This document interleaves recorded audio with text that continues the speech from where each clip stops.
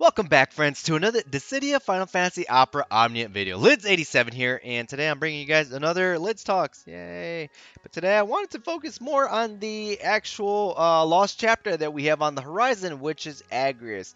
Now, before I get into it, though, hopefully a lot of you guys with the Dimensions End, hopefully a lot of you were able to perfect both of them, and hopefully you guys selected your EX weapon with your 10 EX tokens, but if not, that's okay. Remember, friends, it is permanent, no rush. Take your time, especially with banners on the horizon. If there's a unit you potentially want to pick, can't decide, just throw some tickets, see what happens. If you get the EX weapons, hey, you can use those tokens for somebody else, right, friends? And also, yeah, how about that soul cage, guys? Gosh damn, that soul cage raid. It's fun. It's tough. It's actually a tough one. I've actually been having a little bit of trouble. I haven't been going as ham on it in regards to the chaos. I still need to do it. I have tried a few times and I've gotten pretty close to, I think, like a quarter of its health left, and then I just died. I didn't bring someone like Lena, but I mean, there's plenty of teams out there that have been working. I've seen Warrior Light with Charlotta and Ultimisia. It seems to be a very, very popular one. Actually, there was someone in the Eroli from the Crystal Chronicles podcast that legit did it with pure supports. I believe it was like Lena, Ramza, and I forgot the third. It might have been Warrior Light, but I'm looking forward to that video. She said she got it on video, so I'm looking forward to that. So just keep at it, guys. Keep at it. Keep at it. Remember, guys, just go for the clear. That's all we need. Go for the clear. All right, friends. So let's get into it. Let's get into Agrias' lost chapter. Agrias is coming back finally. Faris will be getting a new EX weapon, and it's pretty good. It's pretty good. Reworks are happening also. So let's just check out the very first one, Agrias. So she's from Final Fantasy Tactics. Very popular character. Very strong character. We need more Final Fantasy Tactics characters in this game. Where's Delita? Where's Orlando? Where those desert twins? Even Gafgorian. Heck, I'll take Gafgorian. Sorry. Anywho, all right. So for those of you not familiar with Agrias, let me just go over her kit. I mean, this event came out quite a while ago, so there are plenty of new players that are trying to decide if this banner is worth to pull on or not. Let me tell you guys, yes, it is. So, anywho, her first ability, Knight's Pride. Main thing to take from this, well, of course, raise all parties max Brave by Int Brave, grants one stack of Brave for 6 turns. Now, what Brave does, it raises the party's max Brave, attack, debuff, evasion rate. Now, it's not a high one. You could still get debuff. It's not very high. Lena still provides the 100% debuff evasion rate, but at least there's something there to you guys potentially. RNG strikes, you avoid some debuffs.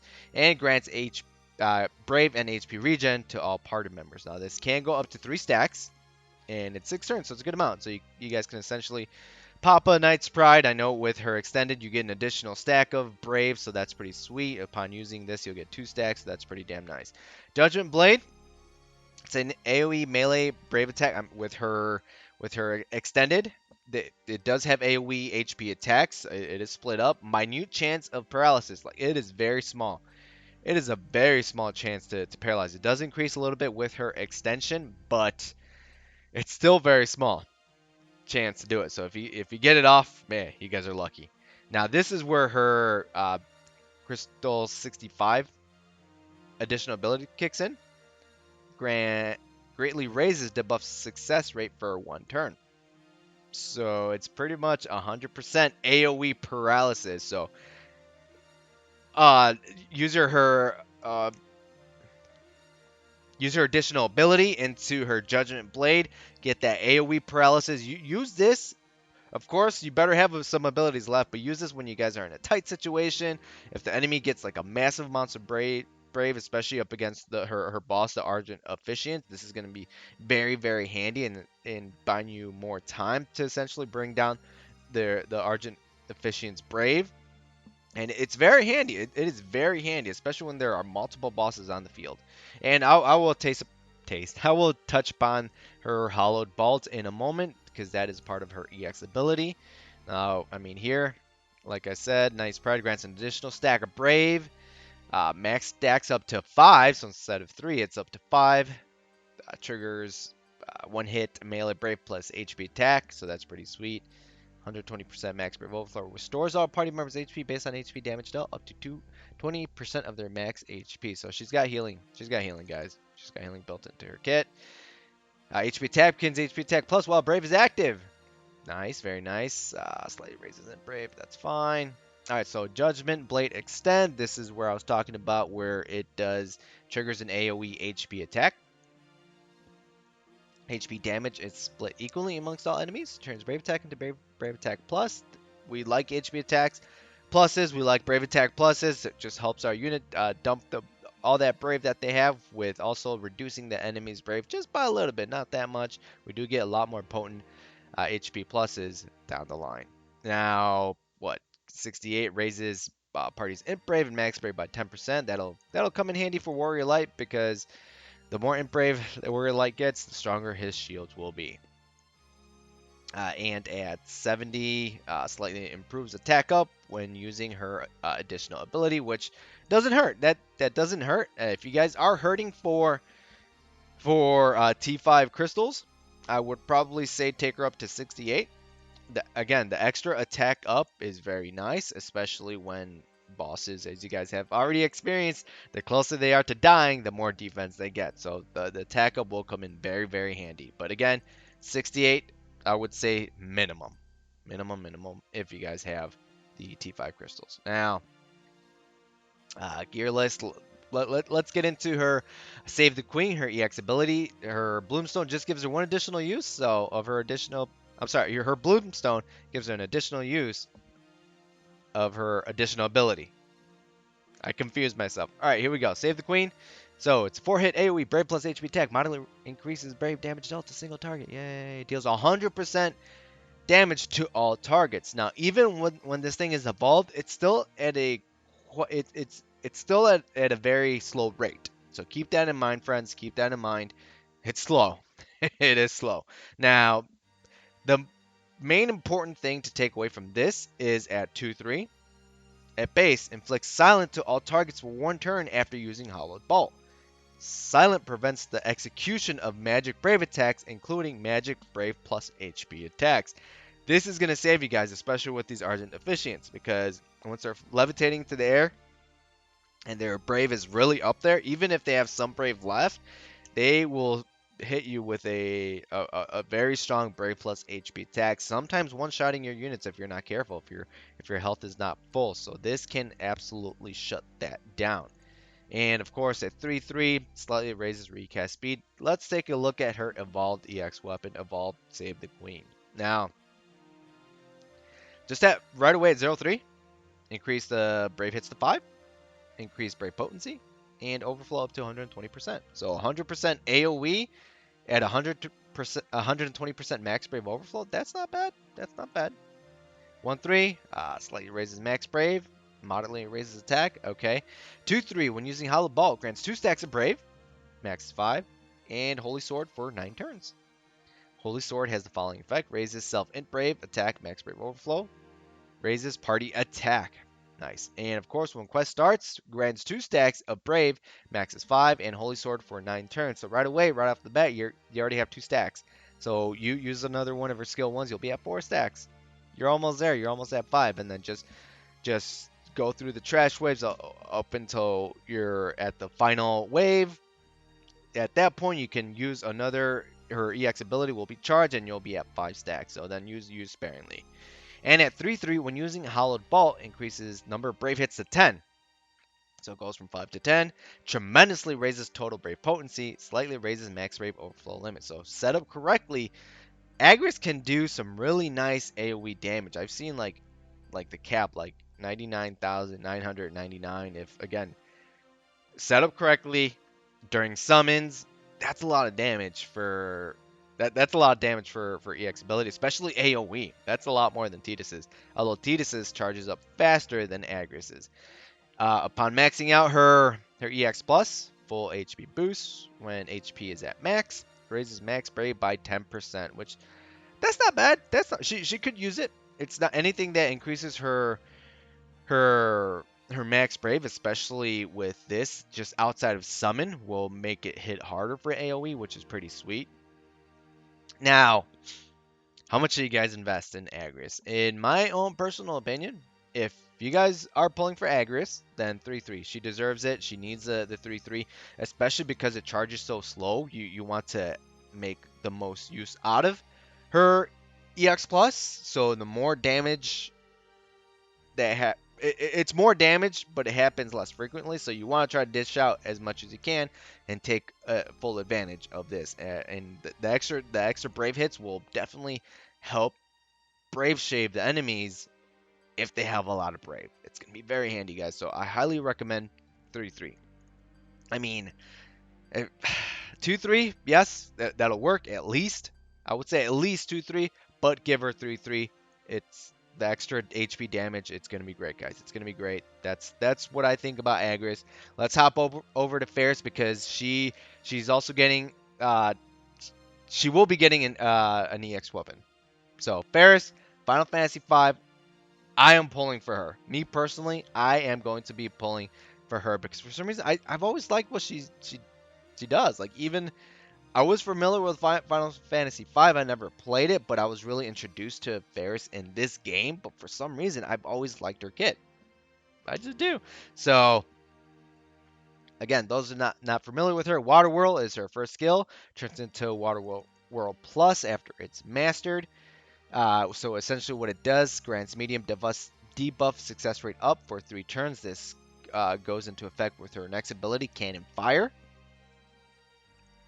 And this turns into Cannon Fire Plus once mastered, which this grants a probability of inflicting poison, small attack down, small defense for 3 turns, and with, of course, with her debuff success rate up, it just guarantees it even more. I believe on global, hold on, it should be called Enfeeblement. Okay, so on global, it's called Enfeeblement.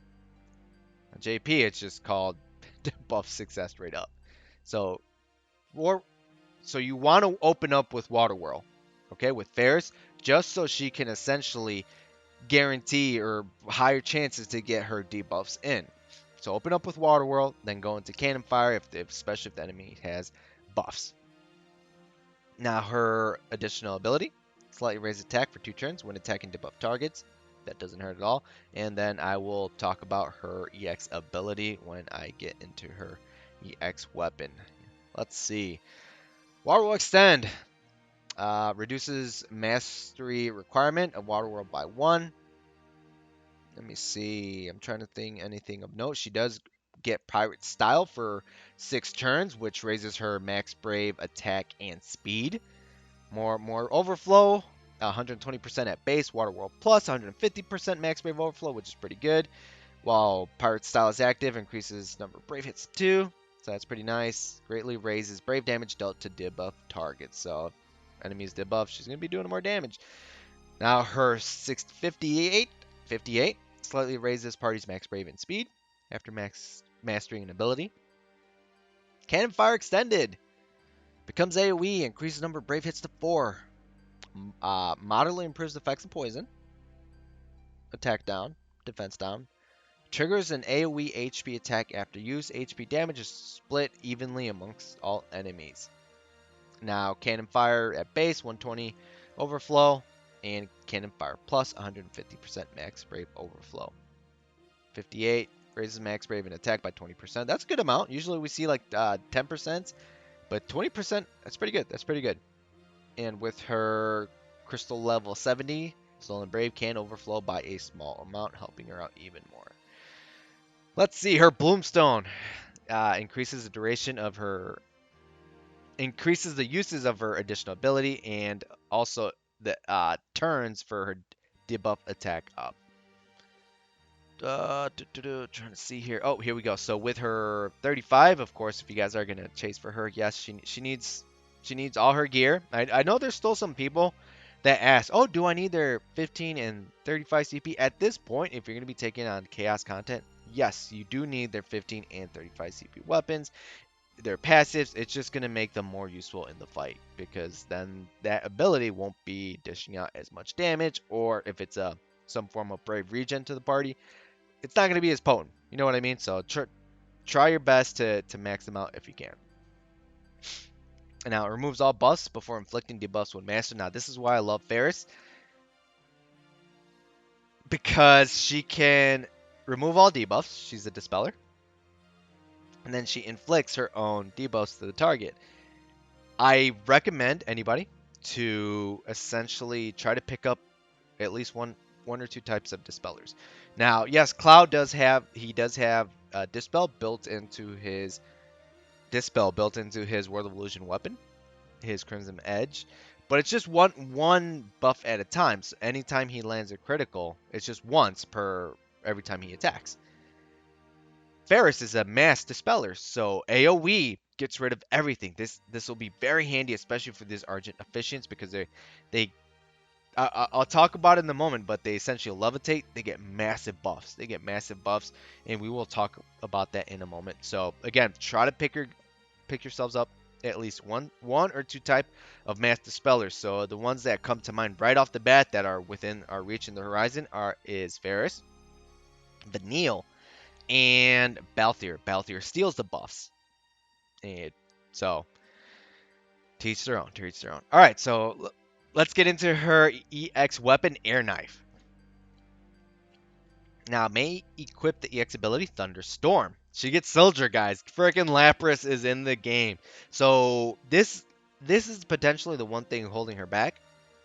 I will say it is the thing that's holding her back, is the fact that Thunderstorm has 3 elements attached to it. Her Water World does water damage, and her Thunderstorm does thunder, water, and wind. So what this is a 6-hit Thunder, Water, and Wind AoE range Brave plus HP attack. Moderately raises Brave damage dealt to a single target. Greatly raises Brave damage dealt to debuff targets. It has 150% max Brave overflow. HP damage is split. And grants Sildra's Blessing for 2 turns. I freaking love this. So her EX animation is pretty cool. She does right the thing, and the freaking their weapons light up, right? Pretty much every single EX ability does, except Lilith's. She does like her sexy thing, and it's like, ooh. Anywho, and then she freaking turns. Sildra pops out of the freaking ground and like does this like freaking Kamehameha beam, and then Faris like casually like just leaps up. She's hovering, and then she just lands. It's pretty badass, guys. It's pretty badass. Now, while Sildra's Blessing is active, it will raise the party's max Brave overflow limit. Triggers Whirlpool after every enemy turn. So what this is a 2-hit water range Brave attack. Raises allies Brave based on Brave damage dealt. Cannot initiate a chase. Same special effect, will not attack. So it's pretty much, it's like a poison. A poison that Brave regens your party, and it triggers after the enemy goes. So instead of triggering like beforehand, it triggers after this. So this on top of Faris' poison, on top of any frame types of sap damage like Ultimecia's and Charlotta. What's the enemy Brave? It's gonna be gone. There's a team to take on Agrias' Lost Chapter. So this will really help uh, shave off the enemy's Brave. And I love it. I don't know. I love it. It's great. Now, 1-3, slightly increases Brave damage dealt. 2-3, recast speed. At 3-3, she gets HP attack into HP attack plus. Does more damage against debuff targets. Just a 1-hit melee Brave plus HP attack. Now, let's look into her evolved. Now, 0-3, moderately raises Brave potency, Thunderstorm. 1-3, when quest start, grants special effects. Sildra's Blessing for 2 turns right off the bat. So the Whirlpool effect will happen after an enemy goes. So this is another great way to Brave regen your party to essentially help you guys get through the trash wave. So it almost works like Cryos EX ability, but instead of at the start of every turn where the party Brave regens, it happens after the enemy goes. So you could essentially get by a lot of the trash waves with this, and hopefully her EX ability will be up in time to essentially reactivate Soldier's Blessing. And Whirlpool. 2-3, raises max Brave and moderately raises attack. 3-3, when using Thunderstorm, increase the number of Brave hits to 9. tremendously raises total brave potency, moderately raises max brave overflow limit, turns HP attack into HP attack plus plus. Here we go. Raises the number of brave hits to 2, so it's going to be 2 brave hits followed by an HP attack. Higher brave potency and now has a max brave overflow of 120%. Now her bonus sphere, full HP critical poison all. When HP is max and critical hit occurs, lowers enemy brave by 30% of their int brave at the start of their turn for 6 turns. So even more poison. Gosh damn, even more poison, guys. Now, in regards to Faris, if you guys get her EX weapon, I would say,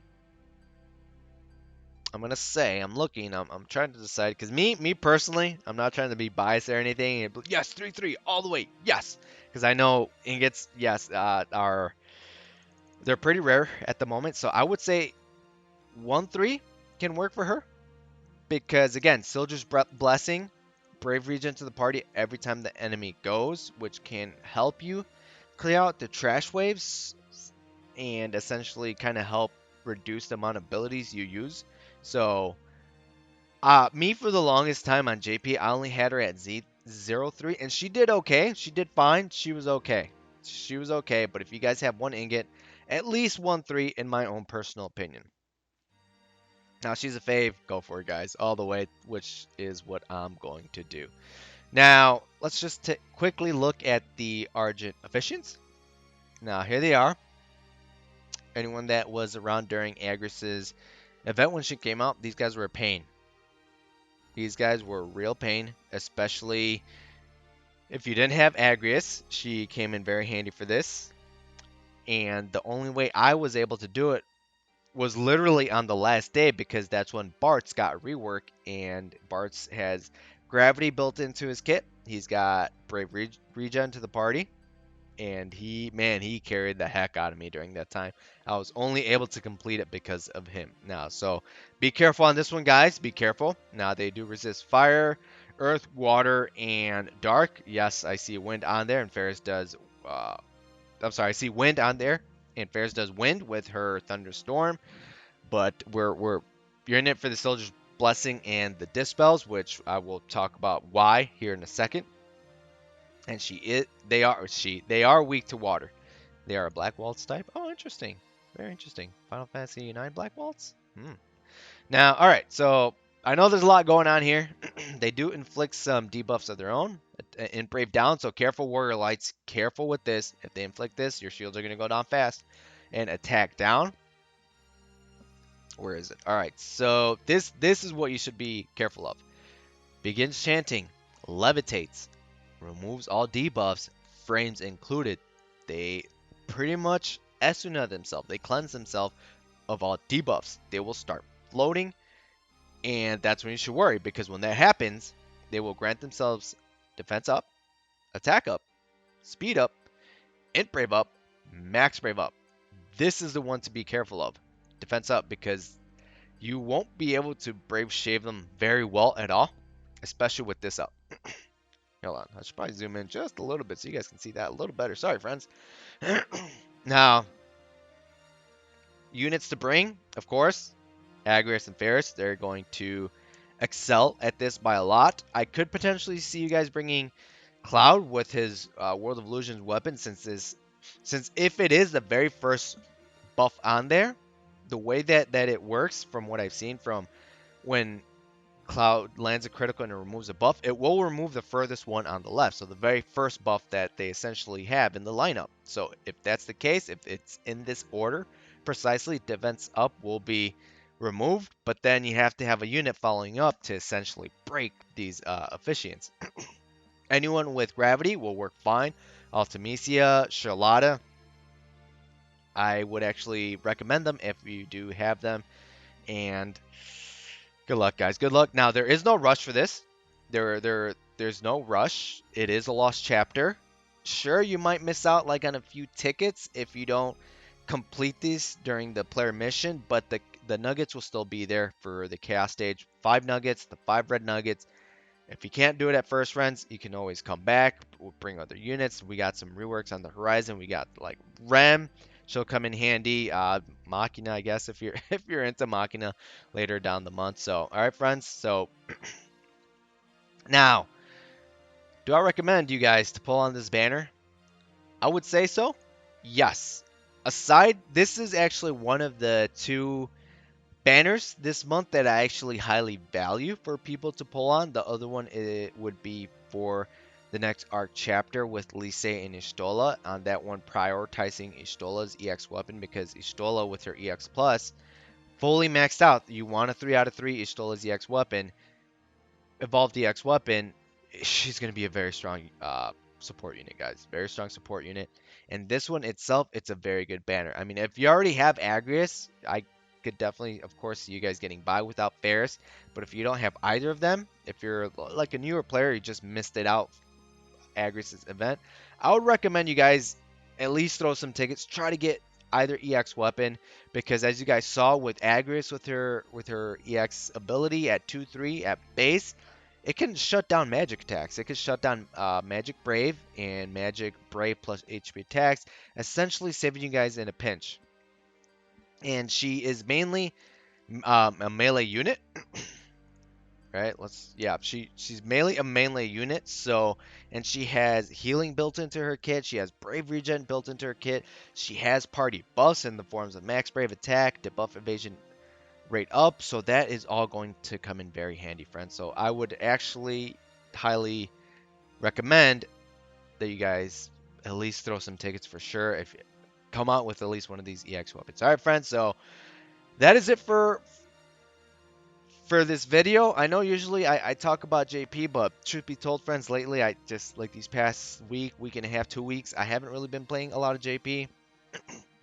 I still have not cleared out the latest arc chapter. I did the normal. I haven't done the hard yet. I haven't done the Machina yet. I'm a little burnt out, friends. So just taking a little break from JP. Just currently playing other games. Just to break up the burnt out. Like I re-download Pokemon Masters because they freaking have Mewtwo over there. Gosh damn, are you guys playing that game? If you are, what's up with that grind? Holy crap, it's brutal. But all right, friends. So that is it for this video, friends. Thank you guys for sticking around till the very end. I appreciate it. Let me know what you guys think about Agrias and Faris. Are you guys going to be pulling? Do you guys care about them? How much are you guys investing? Or if you guys pulled them from, or if you guys pulled Agrias from when she first debuted. All right, friends. So again, that is it for this video, and I will see you on the next one. All right, friends. So until next time, good luck and have a good one.